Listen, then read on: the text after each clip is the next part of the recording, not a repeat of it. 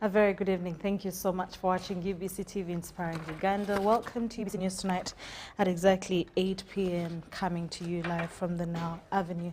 We start off our news today with President Museveni, who has extended support worth 413 million Ugandan shillings towards Buganda Kingdom's poverty alleviation project known as Mwanyi Terimba, started by the kingdom to encourage coffee farmers among the subjects. Now, the president's support was delivered by the State House Comptroller Jen Bareche during an agricultural exhibition ceremony in Bulemezi County, Luweero District. This was also intended to mark wealth creation efforts in the country and Buganda Kingdom in general. President Museveni commended the Katikkiro of Buganda, Charles Peter Mayiga, for fighting poverty in the kingdom through promotion of growing coffee. He welcomed the King's interest in coffee, the efforts the government had earlier embarked on through Operation Wealth Creation that has already boosted the production of the cash crop from 2 million bags to 9 million bags. He also called upon the people with big pieces of land to expand their scope by engaging in extensive agriculture where they would help the country have its items like beef, cotton, maize, sugarcane, tobacco, tea in large amounts. The Katikkiro of Buganda, Charles Peter Mayiga, welcomed the financial support by President Museveni and promised continued cooperation. He asserted that the kingdom is willing to work with State House and other stakeholders to ensure that productivity in especially rural areas is enhanced for the better lives of the people of Uganda, majority of whom reside in the countryside. The ceremony was also attended by a section of members of parliament from Buganda, among others. The people in this area to live meaningful lives. I welcome the State House Comptroller, Ms. Jen Bareche, who has come with the President's message, and I would like to extend my gratitude to the President for responding to our call for support towards our efforts in coffee production. We are happy that the President has appreciated the efforts under the Mwanyi Terimba program, which has enhanced the livelihoods of the people within the Kingdom of Uganda. No okwebaza kino president yasanyuka nnyo n'eggwanga ne lisanyuka nnyo abo abaagala eggwanga lyabwe bwe wajja tuvizitinga n'ovizitinga essomero lya president n'oliggulawo ery'emikono n'olaga nti kyakola n'Obuganda bukiwagira kubanga lyakolera ggwanga. Special way for those who don't understand Uganda again. The State House Comptroller wants to thank the Katikkiro so much for visiting the industrial hub. It was a bigger way forward for our youth in mostly Uganda.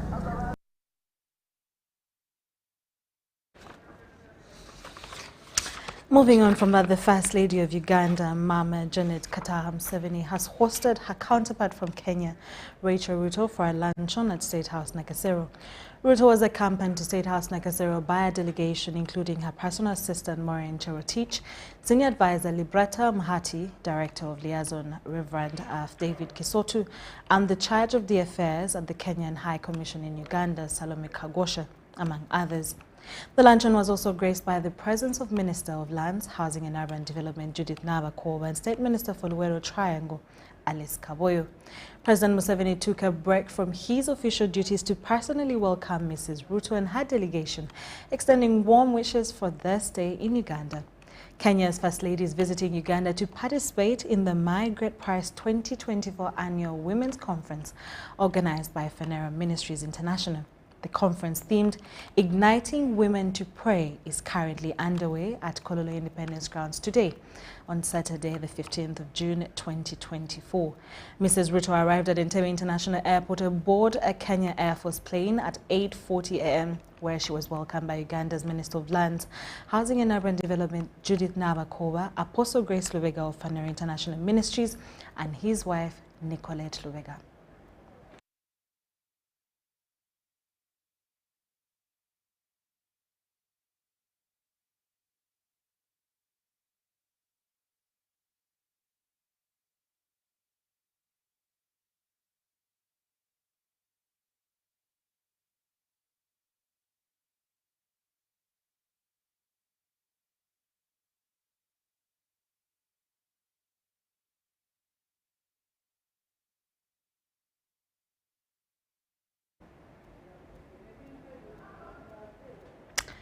Gombe General Hospital in Butambala district is taking shape as the Uganda People's Defence Forces undertakes construction works following a presidential directive. The facilities constructed by the UPDF Engineers Brigade include a maternity ward and fully equipped staff quarters. Take a look. Local leaders and health workers at Gombe General Hospital in Butambala district are in the joyful mode after the facility acquired new infrastructure. We are now. It is as a result of that particular directive of the president. Really grateful for this work because we have realized and learned very many lessons. One of them, you can realize value for money from a better supervised work. Due to lack of accommodation, some health workers at Gombe General Hospital had been commuting from home and reporting late for duty. Improving the housing conditions of the staff actually motivates them to work better and to improve the quality of services that they are offering to the patients, because now they'll be able to stay nearby and be able to come to work on time, but also to work during the weird hours of the night. With the addition of 56 units, this issue is likely to come to an end. We have emergencies any time of the day. So this is very good, and it is going to help improve the quality of services, especially the timeliness of the services. Also, improving the infrastructure of the hospital improves the working environment. It's first-class work, and we are sure if this one is maintained, we are likely to benefit most. Currently, the staff quarters are done in terms of renovation. The buildings which we are proposed to us are already in place, and we are only lacking more facilities to be put in. Uganda People's Defence Forces engineers are also undertaking renovation on the existing old staff quarters to give them a facelift. Where you have really changed the image, and I know if we had the people who are patriotic, because I know when the president always talks about patriotism, the two projects that UPDF has worked on, we have seen a tremendous difference in terms of quality and even time spent on the projects. 12 billion shillings were earmarked for the renovation and construction of a fully equipped maternity ward and new staff quarters at Gombe General Hospital. Contract was to build the MCH and the staff houses. This contract was for 1 year, and we did it within that very 1 year. We are ready for handover, and the structures were commissioned by the Saba Minister, the Prime Minister, Robin Anabanja. Now currently we are handling renovations of around 20. There are 20 blocks. All of them are staff houses and are going to accommodate 56 doctors. On 1st July 2021, President Yoweri Kaguta Museveni directed that all government projects, starting with schools and health construction projects, be handled by Uganda People's Defence Forces Engineers Brigade. Haruna Muteisasira, UBC News. Thank you so much, Haruna. Now, the Deputy IGG, Dr. Patricia Chan-Okiria, has noted with concern the slow progress of the USMID project in Lira City. Dr. Chan threatened to take action against errant officers if funds meant for the project are not absorbed within the stipulated timeframe. Details follow. What are the reasons for not taking action against the contractors who have not delivered in time? Have you written to the power center regarding the challenges? Have you gotten appropriate responses? Has action been taken? Do we need to wait for 3 years down the road and the project is winding up and you begin lamenting that, oh, now this is going back, we are not able to absorb? Why? The Deputy IGG, Dr. Patricia Chan-Okiria, was in Lira City to monitor the progress of USMID project. This one is 2 tanks, one is balancing tank. Upon visiting the site, Dr. Chan was dissatisfied with the report that the project was at 95% completion. What does the supervising engineer have to say about this mess? About the level of work, about the speed and timeliness? Because I'm standing hoping, I know no miracle can happen in 2 weeks' time. The new city clerk, Cassandra John Stephen, tasked the city engineer and the project manager to respond to the numerous questions from Dr. Chan. The engineer explained that the delay was due to COVID-19, a rise in material prices and late releases. We even advise them to do subcontracting. They subcontracted parts of the work. Somehow the subcontract don't also work very well. You ask the question, why don't you terminate? Because everyone is aware that we are using a weak contract. But some of them also want to pay more allegiance to the people at the ministry at the expense of those who directly supervise the contracts on the ground. Because they think that is where they got the contract. They think that is where the godfathers are. The contractor and the consultant snubbed the heated feedback meeting. The junior staff who was present declined to speak. What are you doing here if you're representing your bosses? This prompted Dr. Chan to order for a comprehensive report on the overall project progress within 4 days. With a way forward and show me what it is they can do in 2 weeks' time to redeem that money. And people are not getting services they should be getting. Then I think my face needs to change instantly. There are even projects which have not yet been touched at all. So we are thinking, can there be a guarantee and works can go on?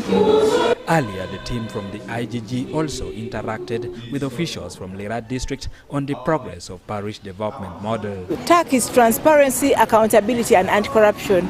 And we are specifically monitoring transparency and anti-corruption in the government project of USMID and PDM and others like UGIFT as well. PDM is supposed to be for the beneficiaries through the circles. Facilitation, I advise that the district should plan and budget for it in their budgets. But of course they have got this ambitious dream, and I told them because government is having resource constraints, PDM will be implemented progressively with availability of resources. Eddie Olwa, UBC News. In more news, a devastating fire has swept through business establishments in the Mukor market area of Murukoro village, Mukor sub-county, Rwanda district, resulting into the destruction of property worth of millions of shillings. The fire erupted around 4 a.m., engulfing bars, retail stores, casino, gaming establishments and salons.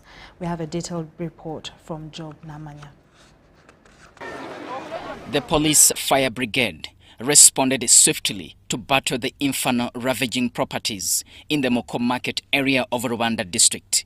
Traders who lost their properties were observed salvaging whatever remained of extensive damage during the early morning fire.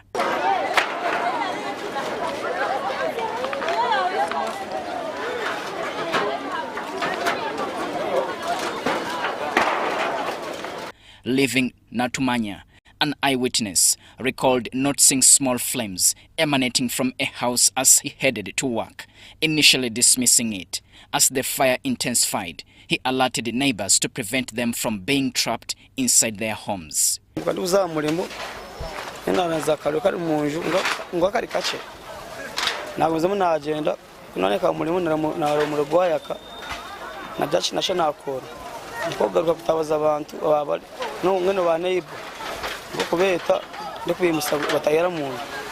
A mechanic who lost his business, Valeriano Turiamureva, recounted being awakened around 4 a.m. by noise and discovering his house engulfed in flames. He expressed devastation over losing all his tools and appealed to the government for assistance.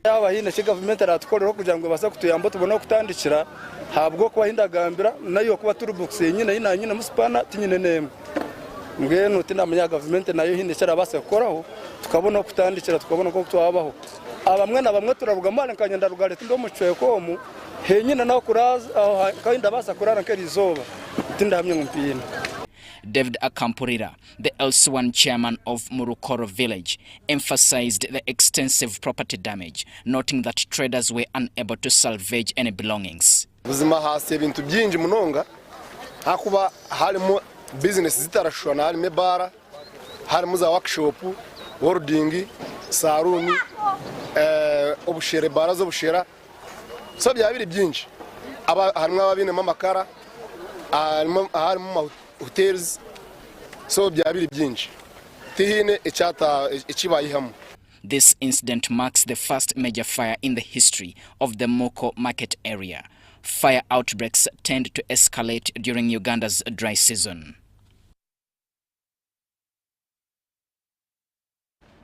Julius Tuseme Karuhanga, the Member of Parliament for Ramparara East, has commended President Museveni and the Speaker of Uganda on the recently presented budget for the financial year 2024-2025 by Minister of Finance, Honorable Mateka Saija. He believes that this budget will play a crucial role in realizing Uganda's vision of fully monetizing the economy, particularly through the commercial agriculture industry and enhanced service delivery.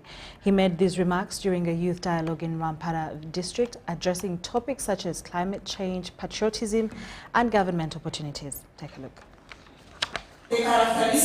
Rampara youth have undergone training in various fields, including climate change, patriotism, leadership, among others, and launched a campaign to plant 250 trees. Tree planting campaign in Rampara in a bid to mitigate the climate change effects. Julius Tumusime Karuhanga, MP, Rampara East, expressed gratitude to the government for yesterday's budget, highlighting its potential to catalyze infrastructural development in Rampara. This budget is very critical to the development of infrastructure in Uganda, both on the national road, on the national grid, and the local district, urban, and community access roads.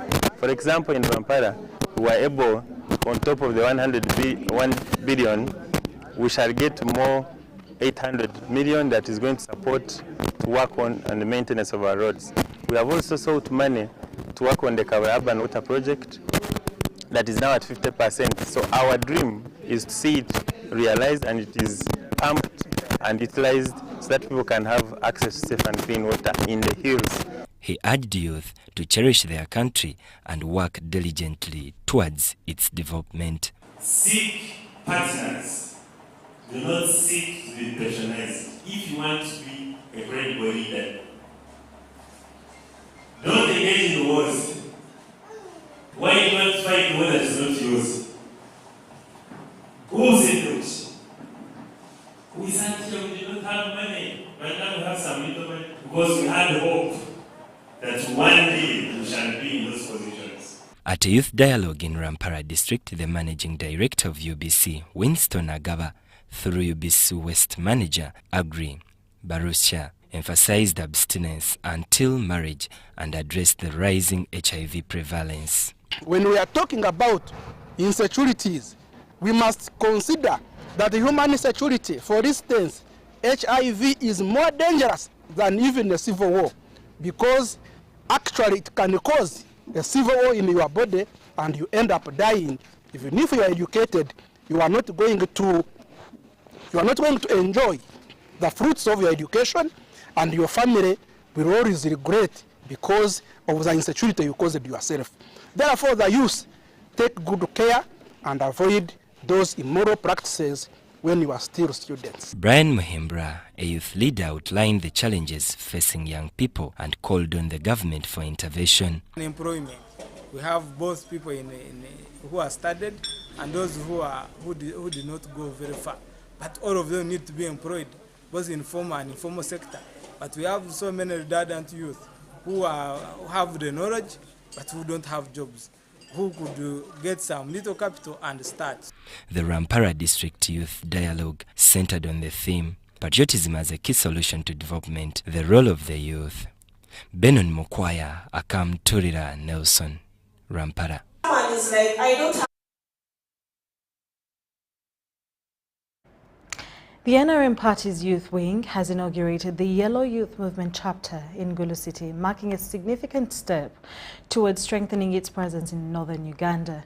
The launch event was chaired by Jacob Eyeru, chairperson of the Uganda National Youth Council, held in Gulu City. Details follow.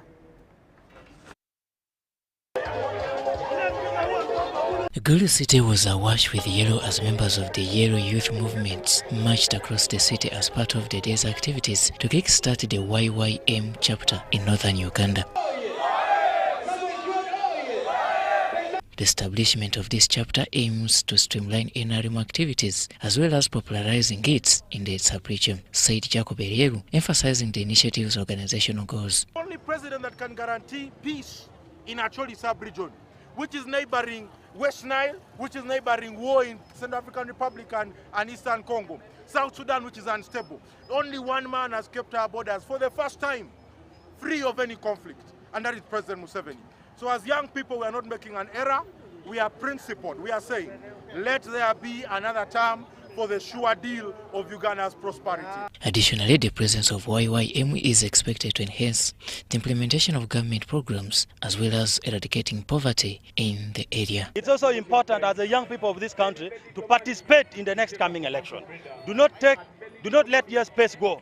In your division, in your city, in your district, through the YYM initiative, we're also saying please go and participate. So that in the future when we ask for change, the same young people of this country are taking up the spaces that we desire. Number two, we support the NRM principle of zero tolerance to corruption.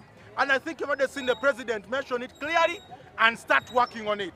Number three, as young people, we are insisting that the punishment for corruption must be very high, must be very stern, so that people can get the message.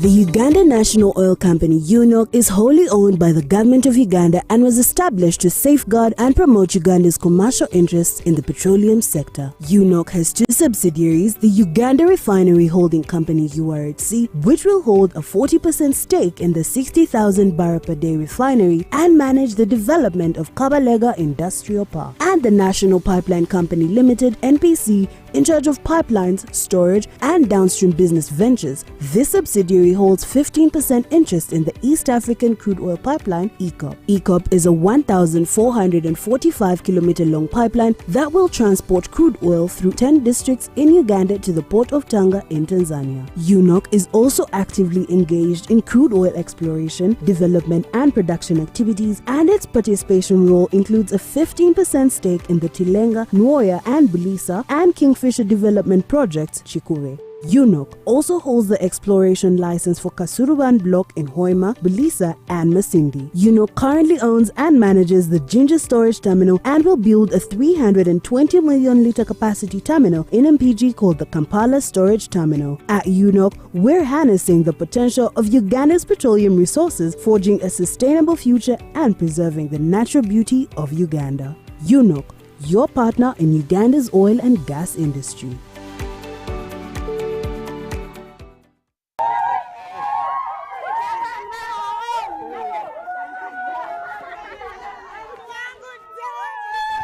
Amanya gange nze Namutebi Sharon nga nkolera wano wennyini Saka Kirombe oba Makindye.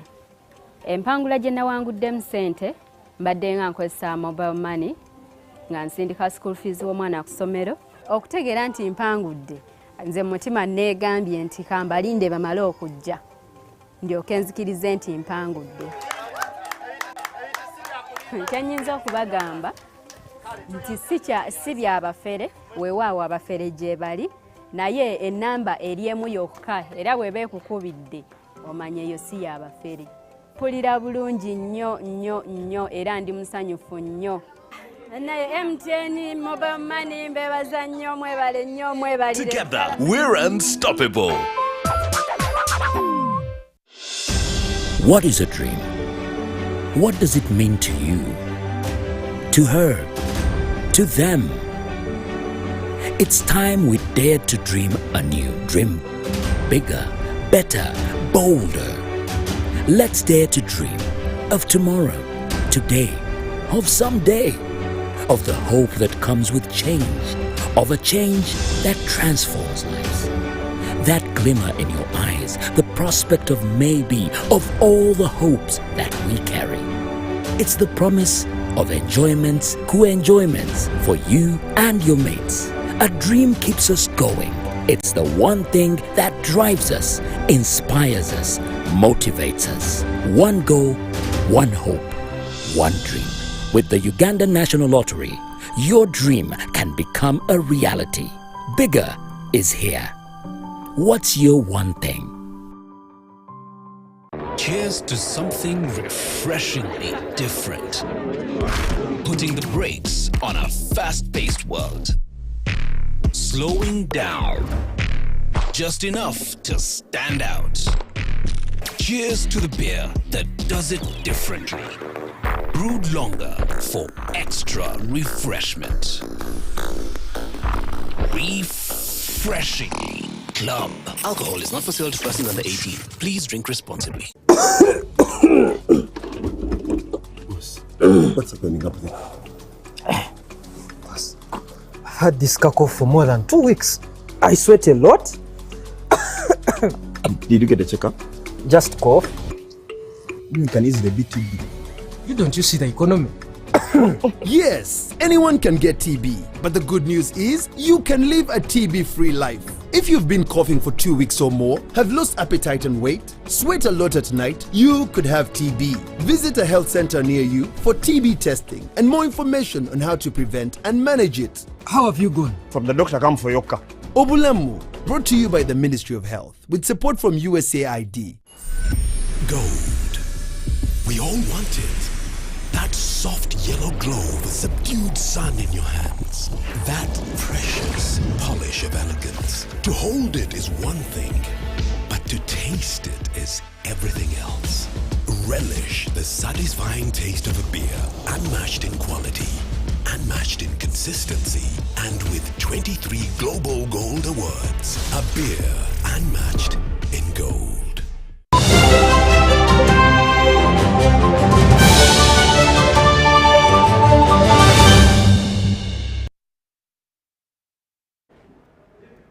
We'll come back from that short commercial break. In our business stories, economists and accountants affiliated to Ernst & Young have projected some economic trends that are most likely to manifest in financial year 2024-2025.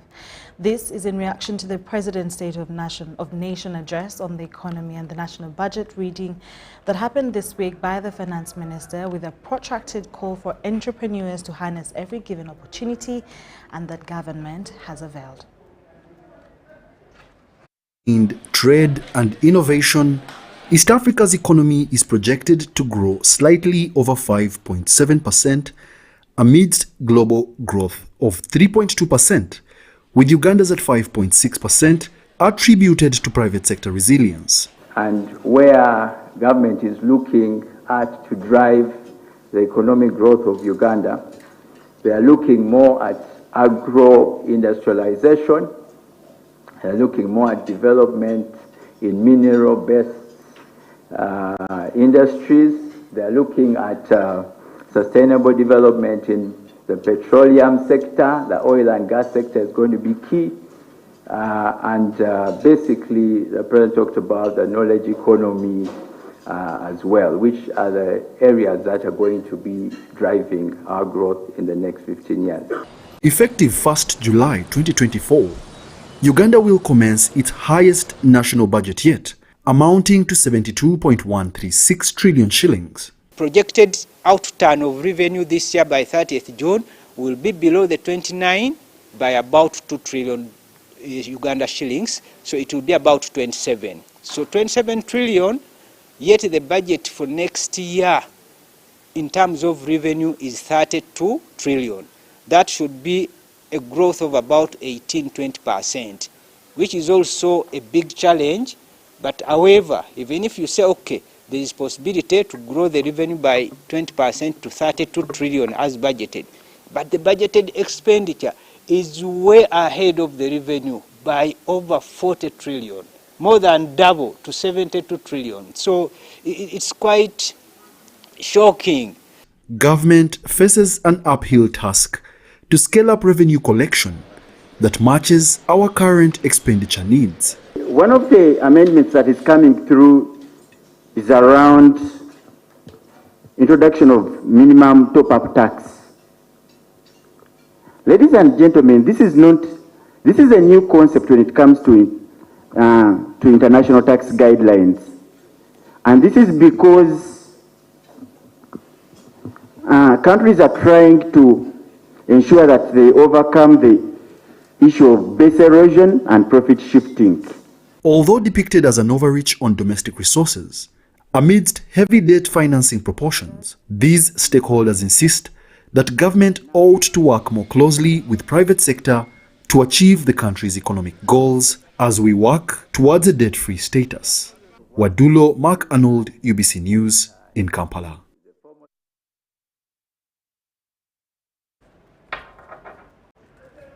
President Yoweri Museveni this afternoon met the Special Envoy from the Republic of Sudan, His Excellency Malik Agar Aire, who was accompanied by a delegation. His Excellency Malik is the Deputy Chairperson of the Transitional Sovereignty Council. During the meeting at the State Lodge in Nakasero, the two leaders discussed matters relating to the current state in Sudan and deliberated on frameworks for resolving the conflict in the Republic of Sudan.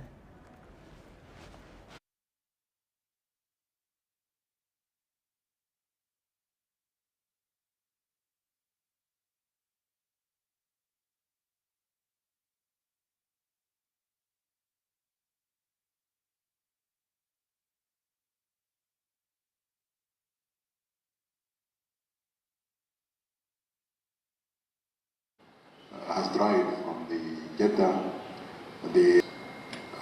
Of course, there were these three issues that they wanted to do. This issue actually created, Don't overgo in front, move behind.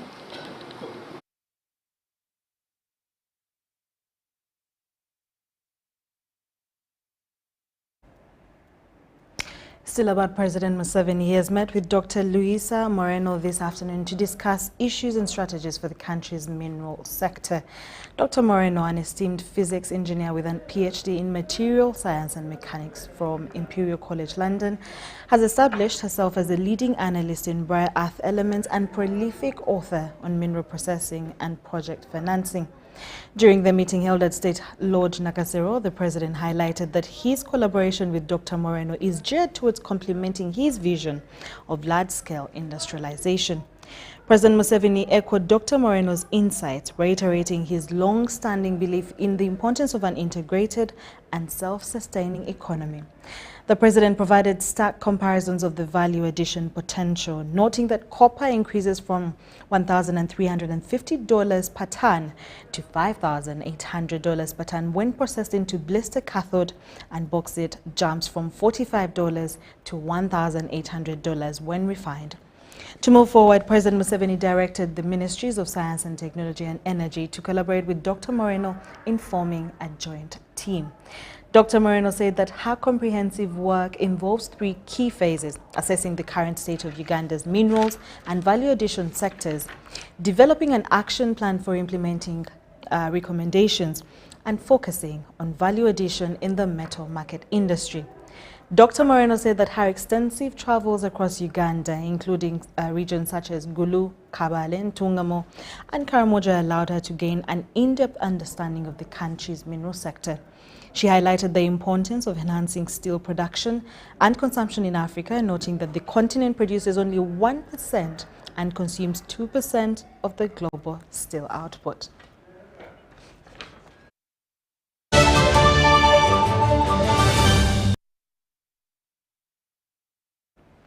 And that's all we had for you in this hour. Thank you so much for watching. Stay tuned for more programming coming your way on UBC TV. Inspiring Uganda. My name is Sharon Chondisha.